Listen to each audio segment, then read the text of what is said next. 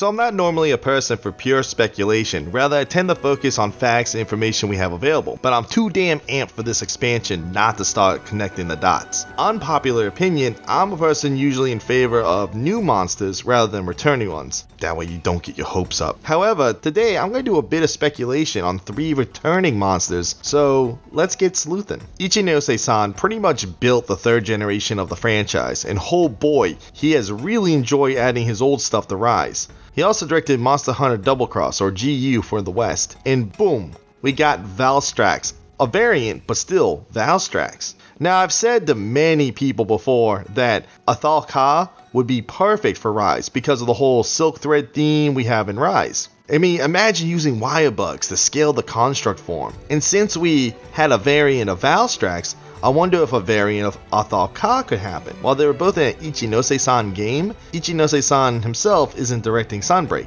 That falls on Suzuki-san. And because we got Valstrax, I wouldn't imagine they would pull 2 Monster Hunter generation monsters out as the final HR 100 and then Master Rank 100 monster. But we have a connection here.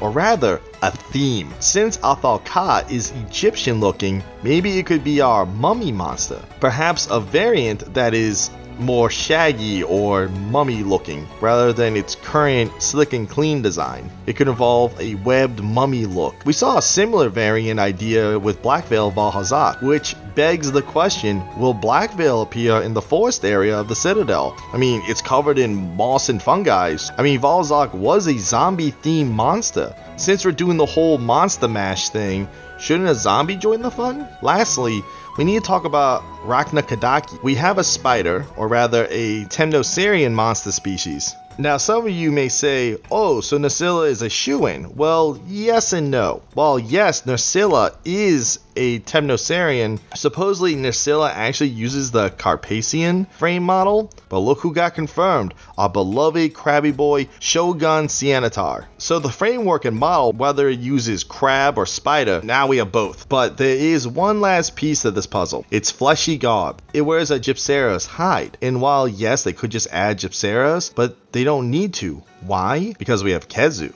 Yes, Shroud Nerscylla is our likely candidate for Sunbreak. Considering how they didn't even bother with standard Valstrax, makes this variant all the more likely. And while I know Leatherface is not a classic European Van Helsing hunted monster, he is still a fun fit for the monster mashup we're getting. And just an added fun fact, Nerscylla was introduced in Monster Hunter 4U, and guess who did that game? Our current director, Yoshi Suzuki. Alrighty. That's the end of this video. Before I hop off, I always like to talk about the channel. Last time I mentioned my Pokemon video is in the works, but that won't be for a while. Gonna have to wait for my new PC to come in before finishing that video. While it's gonna be broken up in separate chapters, together it's gonna be like 3 hours long. But my current computer can't even handle a 10 to 20 minute video. So this video will be out as soon as possible in my new series I'm doing, which is called Am I Wrong? But more on that later. As always, thank you for sticking around to the end, and until next time, happy hunting.